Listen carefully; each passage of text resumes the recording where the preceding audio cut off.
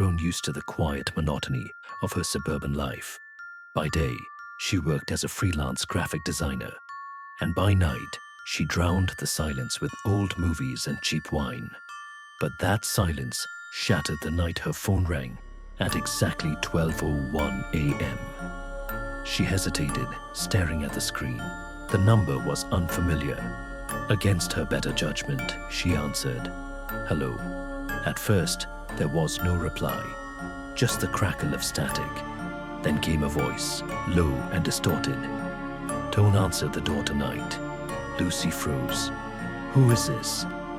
The line went dead. Shaking off the unease, she chalked it up to a prank. But just as she set the phone down, a sharp knock echoed from the front door.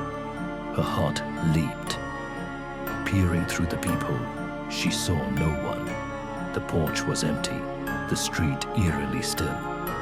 Trying to dismiss her fear, Lucy double-checked the locks and returned to her sofa. The movie played on, but her attention drifted to the phone. At 12:30 a.m., it rang again. "Hello," she demanded, her voice trembling. "You didn't listen," the voice said. The line went dead once more. Lucy's unease deepened. She called her best friend, Jenna, but it went straight to voicemail. She tried the police next, but the line was busy. A strange occurrence for their small, sleepy town. The knocks returned, more insistent this time. Bang, bang, bang. "Who's there?" she yelled, panic rising. No answer, but as she turned away, a voice came, not from the door, but from inside her house. "I told you not to answer." Lucy spun around, clutching a lamp for defense. The voice was faint, but distinct, seeming to echo from her bedroom. Against every instinct, she crept toward the hallway. The door to her room was ajar, light spilling into the dark corridor. She pushed it open. Empty. But on her bed lay something chilling. A photo of herself, taken just minutes ago. She was sitting on the sofa, staring at her phone. Lucy's breathing quickened. Someone was in her house. She grabbed her phone, intending to call the police again, when she noticed a new notification.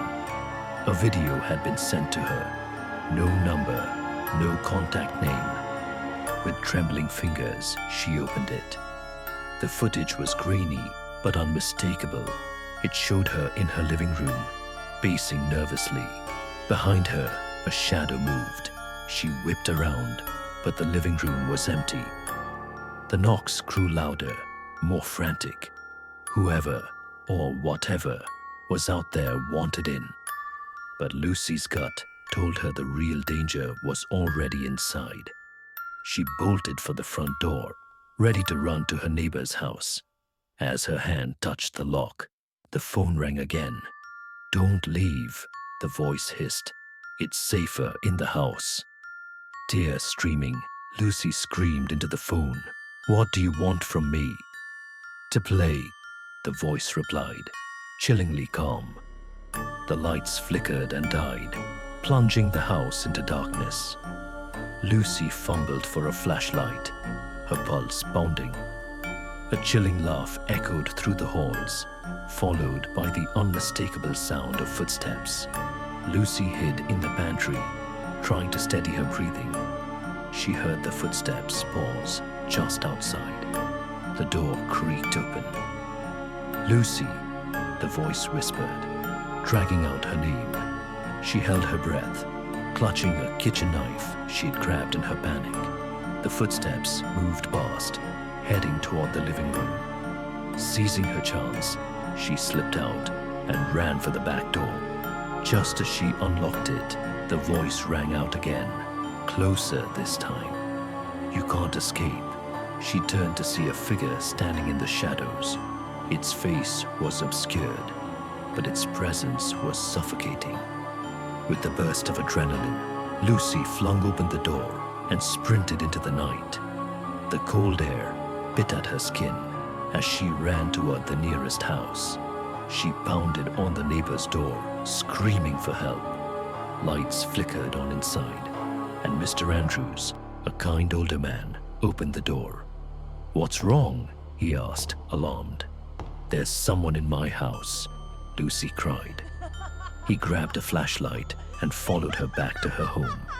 Together, they searched the house, but it was empty. No shadowy figure, no photographs.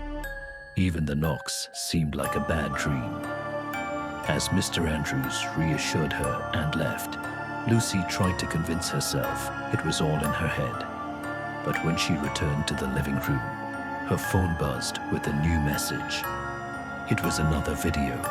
This time, it showed her standing with Mr. Andrews on the porch. In the background, the shadowy figure watched from the window, a sinister grin spreading across its face. Lucy's scream echoed into the night.